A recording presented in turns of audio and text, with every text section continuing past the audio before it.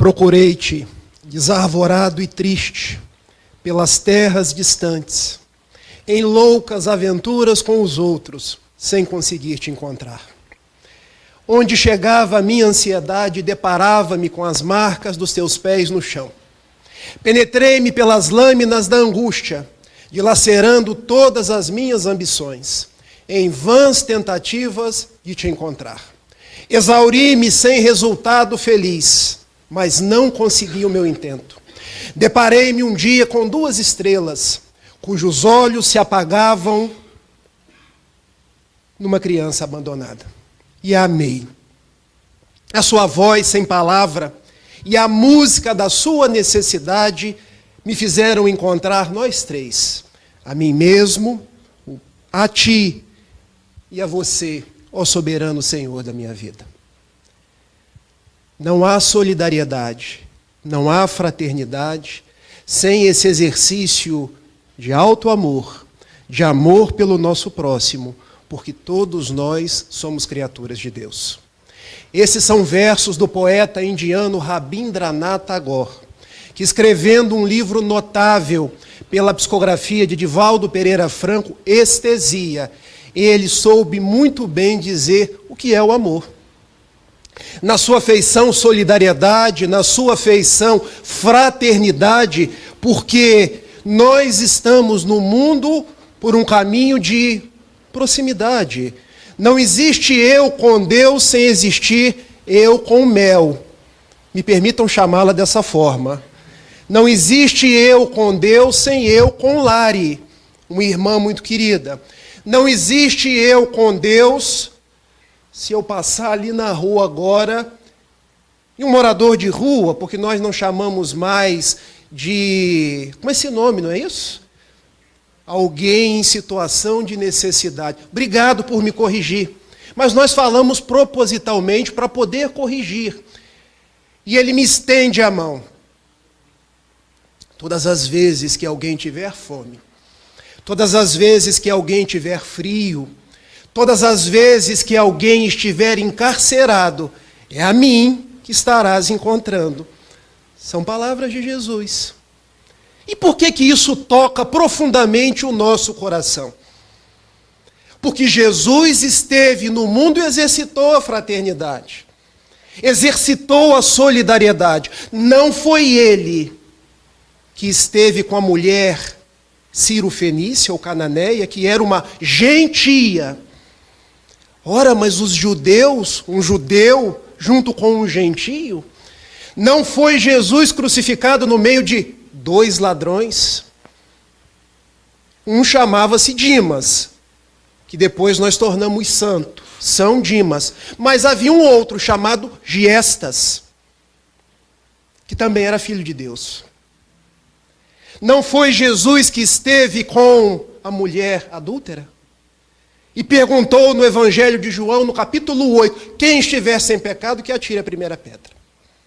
Não foi Jesus que chamou para ser seus apóstolos pescadores, enquanto um dos seus apóstolos, Natanael, conforme o Evangelho de João, que ele, eu te conheço desde quando você estava debaixo de uma figueira, mas ele é nazareno. E Natanael, o que de bom pode vir de Nazaré, da Galileia? O Salvador veio de Nazaré, da Galileia. Em verdade, ele nasceu em Belém, mas criou-se em Nazaré. Não foi ele que rompeu todos os preconceitos, todas as divisões de classe? Porque quando Jairo, que era um doutor da lei, que era um fariseu, mestre, vá na minha casa, não nos consta que ele tenha dito, Darcy, na casa de um fariseu eu não vou. Mas ele foi. E olhou para a menina que não se chamava Talita, tá, gente? Porque Talita é uma palavra em hebraico. Talita, cum. E se fosse menino, cum. Menina, levanta-te. Não foi Jesus que recolheu uma mulher, conforme o Evangelho de Lucas, portadora de 7 demônios, que Humberto de Campos depois, eu não quero entrar em discussões históricas, disse que além de portadora de 7 demônios, era também uma prostituta? Miriam de Migdol, e ela se tornou a apóstola dos apóstolos, conforme anotações de Tomás de Aquino no século XIII.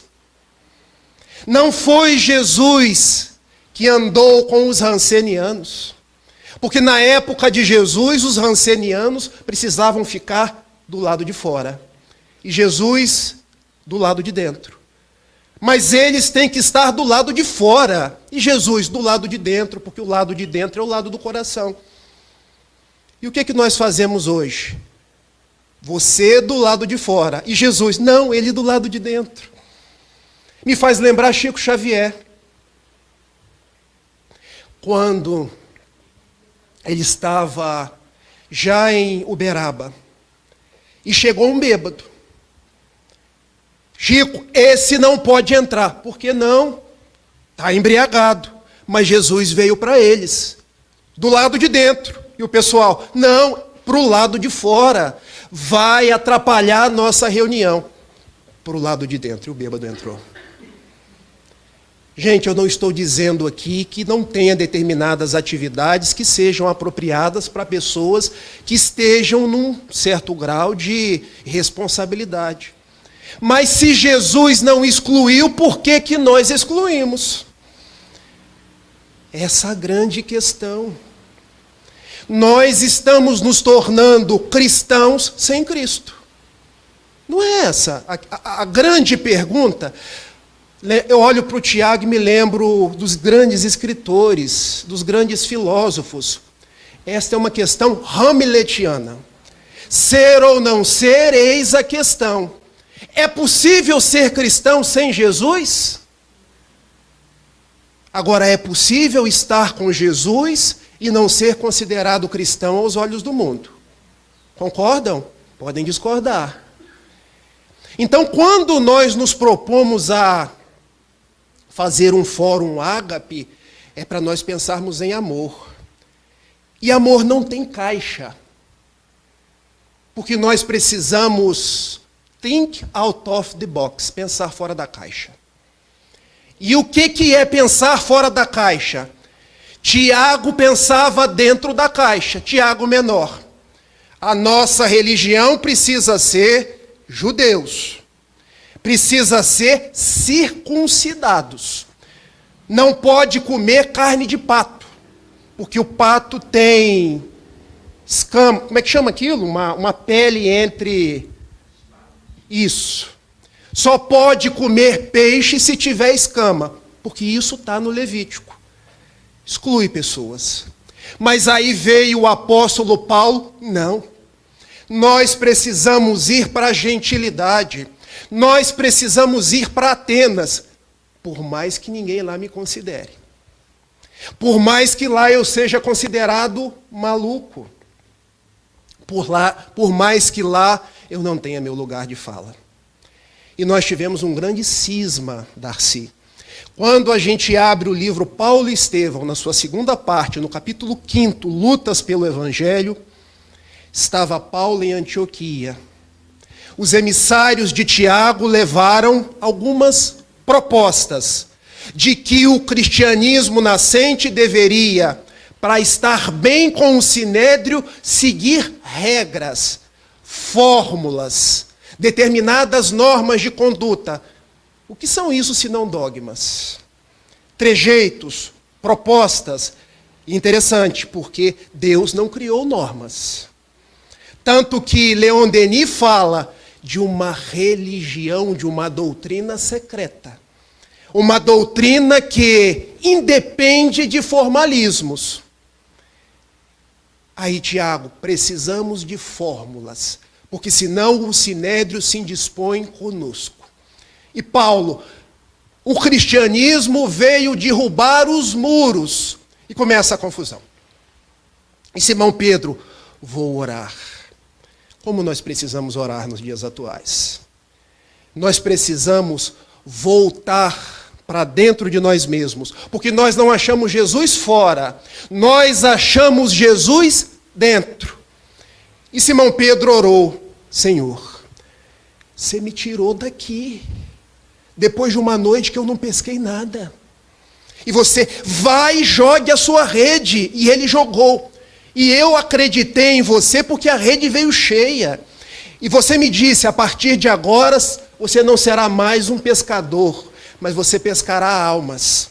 O que eu faço? De um lado, Tiago, filho de Alfeu, querendo dar continuidade a Israel. E se nós seguíssemos Tiago, que era um homem de brio, e depois eles se refazem no final do livro Paulo e Estevão, talvez Jesus fosse hoje um profeta do Antigo Testamento. Então ele pensava, o que nós vamos fazer?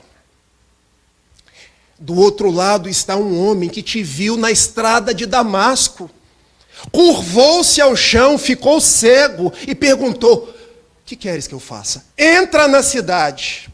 A cidade hoje já não é Damasco mais, tá, gente? Já, se Jesus te mandasse entrar na cidade, que cidade você entraria? Na sua intimidade, porque não é uma cidade física. Havia 2 titãs, um de cada lado, Tiago e Paulo. E Simão Pedro vê o símbolo de uma cruz. A cruz do Cristo. E eu quero que vocês meditem na simbologia. O que é uma cruz? Uma linha na vertical, que nos liga a quem? Podem responder, eu não quero ninguém dormindo. Uma linha na vertical que nos liga a... E uma linha na horizontal que nos liga a quem? Ao próximo. Olha a simbologia da cruz de Jesus. Não há religião sem religiosidade. Não há religião sem amor. Não há religião sem fraternidade, sem solidariedade. Era preciso ir aos gentios. Era preciso ir aos diferentes. A religião hoje é religião que inclui homossexuais, transexuais, negros, ateus. Ninguém pode estar de fora. Religião hoje é quando o meu olhar chega na África, no sonho do Wagner Moura, e o sonho dele é especial, porque ele não vai lá para converter ninguém. Ele vai lá, ajuda, e quando ele volta, eu preciso ser cristão? Não. Você vai seguir conforme os seus valores. Você vai seguir conforme o seu credo. A gente veio aqui para demonstrar que o amor existe, que a fraternidade existe. Por isso, fraternidade sem fronteiras. Não existem fronteiras para o amor. Me perdoem se eu falo assim, exaltado. É porque quando eu começo a falar, o cérebro some e o coração vem na boca. Eu queria ter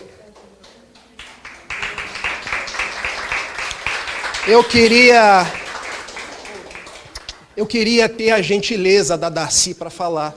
Pegando o Ângel Aguarrô e lendo. Eu queria ter a beleza dos versos da Mel. Mas eu trago dentro de mim uma inquietação.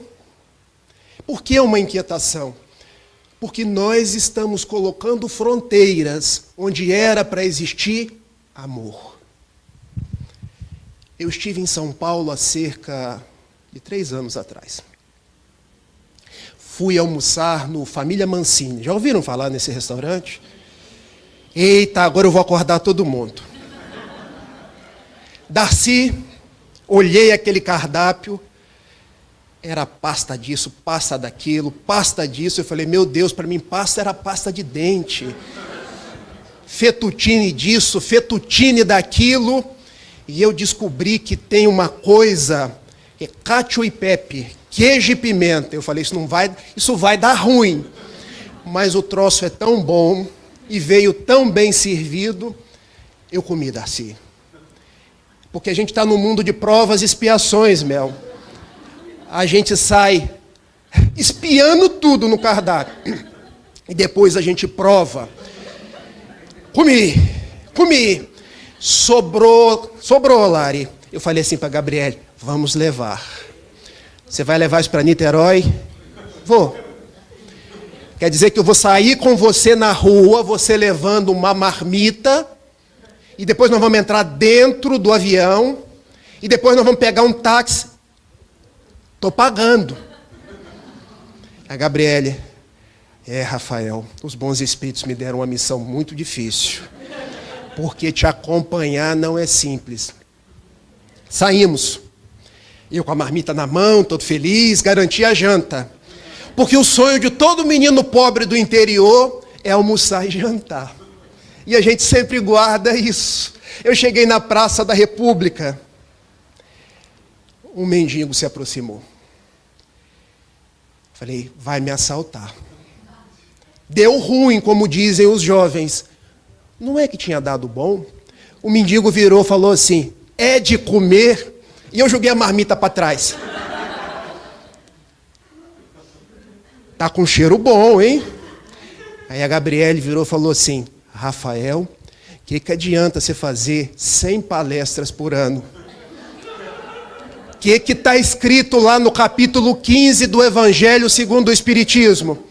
É fora da raridade. Por que você jogou essa mãozinha para trás? Não sei.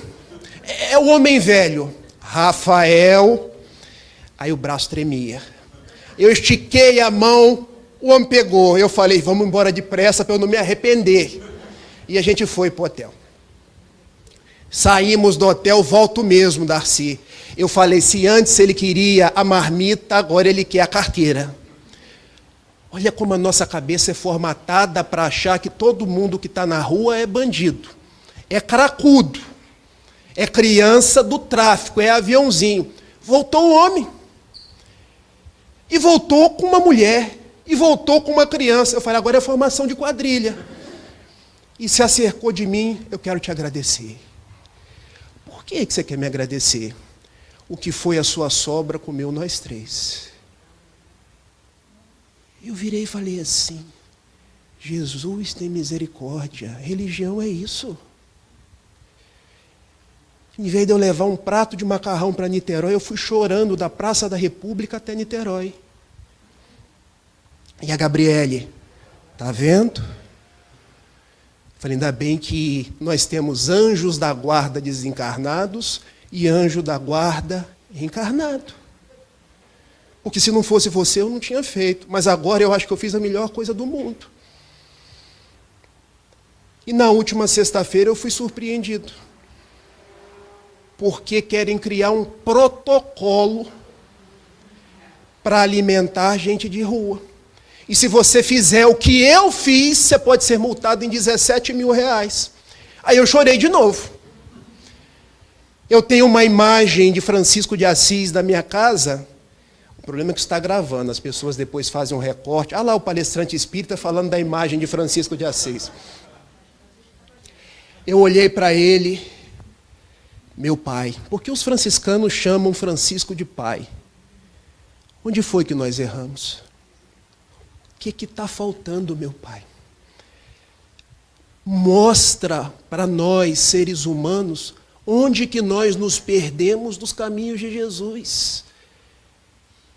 Eu ainda não tenho condição de receber respostas, mas eu tenho condições de fazer perguntas.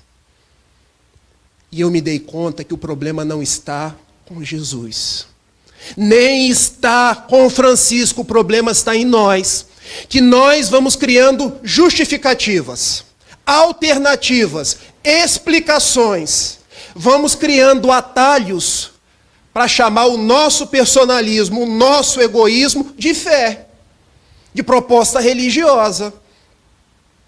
E fazemos o nosso credo sem Jesus. Aí você vai ler a justificativa de uma legislação como essa. É porque a gente não pode alimentar quem está na rua. A gente tem que dar a vara, ensinando a pessoa a pescar e não dar o peixe.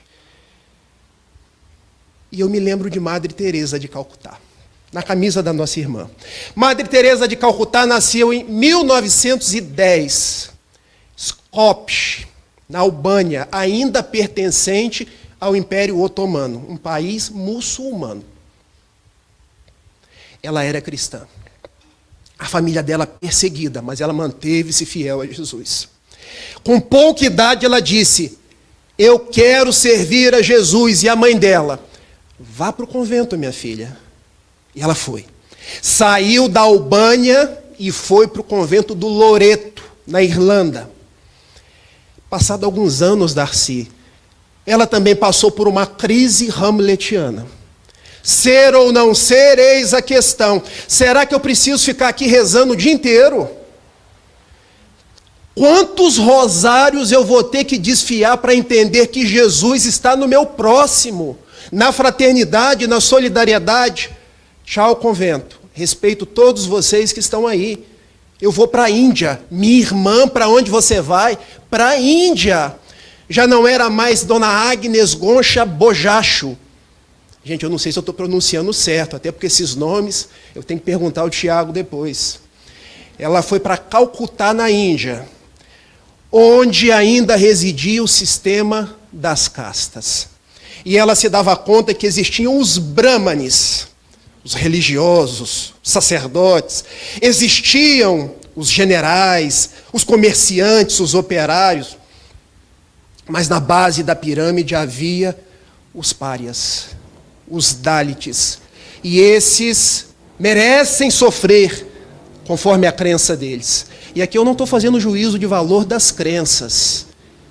E muitas vezes, quando estão doentes, registro histórico, as pessoas são atiradas fora, na lata do lixo. Elas literalmente apodrecem. Esse é o estágio da degradação humana. E ela assistia a essas pessoas.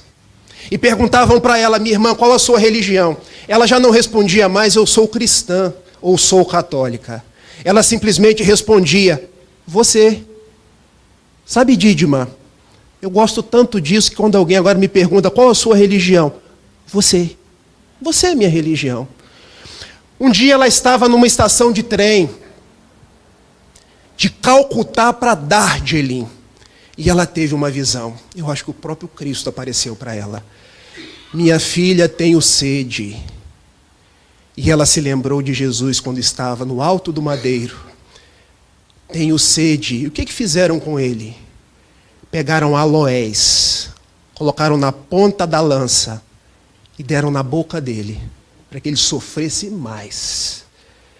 E ela entendeu que deveria descedentar todos os filhos do Calvário de Jesus. Mas não era apenas dar água, era dar dela. Onde havia um ranceniano, estava a Madre Teresa. Onde havia um aidético, estava a Madre Teresa. Onde alguém era avassalado pelas bombas, pelas minas terrestres, estava a Madre Teresa. Ela veio a desencarnar em 1997.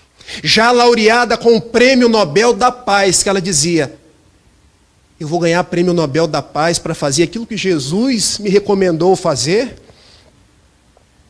E o lema das Damas da Caridade era esse: do small things with great love. Faça pequenas coisas com todo o amor que você puder. Esse é o lema da fraternidade. Esse é o lema da solidariedade. Tudo que você fizer, faça com o máximo amor que você puder. Se você está aqui ajudando, faça com o máximo amor. Se você vem fazer uma palestra, não preocupe se você está falando bonito, se você está usando palavras rimadas. As suas rimas são lindas, tá? Se você vai empolgar a multidão, coloque amor nos seus atos. Se você é professora, coloque amor no magistério. Se você é médico, coloque amor, carinho em cada paciente que se apresenta no seu consultório. Porque é Jesus. É Jesus que se apresenta na sua frente. Pena que esse tempo corre tão depressa. Porque falar em fraternidade, falar em solidariedade, é lembrar que a palavra solidariedade, ela vem de um radical, etimologia, sólido, que não quer dizer, que não dá a palavra solitário, mas dá na palavra sólido. Porque quando nós somos solidários, nós solidificamos as relações. E nunca nos tornamos solitários. Guardaram isso? Quem é solidário nunca será solitário. Quem é fraterno nunca estará sozinho. Quem faz o bem sem olhar a quem sempre estará em paz. Dá tempo de mais uma, né, já? Eu já falei para amanhã de vocês, hoje na parte da manhã, sobre Gandhi. E Gandhi tem inúmeras histórias. Uma delas me comove bastante. Quando ele já havia conseguido separar os indianos do tacão do Império Britânico, sem levantar uma única arma. O lema dele era ahimsa, não violência. Mas depois ele não consegue impedir que os indianos brigassem entre si. Porque na Índia tinha hinduístas e muçulmanos, que eram os paquistaneses. E eles brigavam entre si. Guerra civil por conta de religião. E um dia um paquistanês muçulmano chegou para Gandhi e lhe disse: Bapu. Olha que interessante, os franciscanos chamam Francisco de pai, meu paizinho seráfico, meu pai espiritual, e os indianos chamam Gandhi Bapu, meu pai. Eu vou para o inferno. Por que, meu filho, você vai para o inferno? Eu matei uma criança paquistanesa. Por que você fez isso? Porque eu tenho ódio do pai dela. Em verdade, eu tenho ódio do Paquistão. Ódio dos muçulmanos, porque eles deveriam ter a religião correta, que é o hinduísmo. Gandhi abaixou a cabeça. Meditou, pensou e respondeu: já sei como você não vai para o inferno. Diga-me, Bapu, adote uma criança paquistanesa. E o homem, nós somos assodados, né, Daci? Compreendi, sábio mestre, parece até um aluno da escolinha do professor Raimundo. Eu vou adotar uma criança paquistanesa e vou criá-la na crença correta. Vou criá-la como hinduísta. E Gandhi disse: você não compreendeu. Não é essa a proposta. Adote uma criança paquistanesa. Aprenda o Islã e crie a criança na crença dela. Porque todas as vezes que nós queremos submeter quem quer que seja àquilo que nós acreditamos correto, nós não somos solidários, nem fraternos. Nós semeamos guerra. Para viver em paz, nós devemos amar as pessoas do jeito que elas são, com os valores que elas têm. Nós não podemos partir do pressuposto que o meu valor se sobrepõe ao dela. Adote uma criança paquistanesa, aprenda o Islã e transforme a sua casa no altar da fraternidade. E você com certeza não irá para o inferno. Quando você agir dessa forma, você perceberá que o céu já está presente na sua própria casa. Daí, meus amigos, quando nós pensamos nessa tríade de Kardec, que começou com o trabalho muito bem trabalhado, jogo de palavras, pelo Tiago e pelo Gustavo, falando dessa necessidade de entender trabalho não apenas como o trabalho material, ou o trabalho que se faz na casa espírita, que são importantes, mas como um trabalho de aproximar, de conexão. Chegando agora na proposta da solidariedade, para solidificarmos as nossas relações, que a Darcy trouxe muito bem como a proposta da caridade. A imagem que eu quero que fique é a seguinte: nós estamos no mundo por um grande compromisso.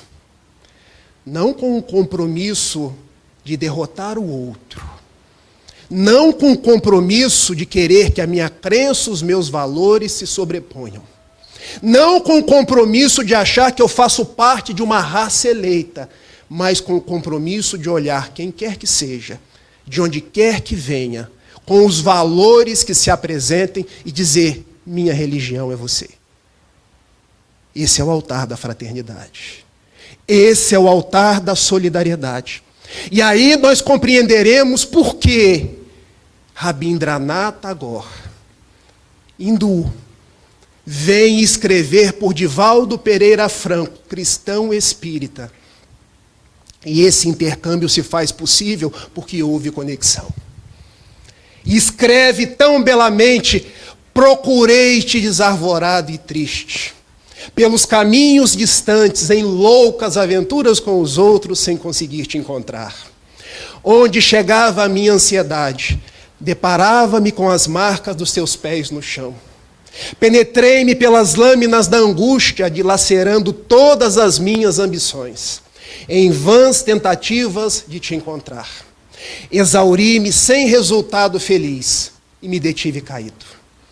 Deparei-me um dia, Darcy, com 2 estrelas, cujos olhos se apagavam numa criança abandonada. E a amei. A sua voz sem palavra e a música da sua necessidade me fizeram encontrar nós 3. A mim mesmo, a ti já e a você. Ó soberano Senhor da minha vida, nunca permita que eu me perca entre as agonias do mundo. Nunca permita que eu me perca entre religiões que trazem dogmas, mas não trazem amor. Nunca permita que eu me perca entre ideologias transitórias. Nunca permita que eu me perca ante a sereia da materialidade que canta, enquanto eu sou convidado a ornar o espírito imortal da certeza de que só o amor me liga ao Pai. Muito obrigado.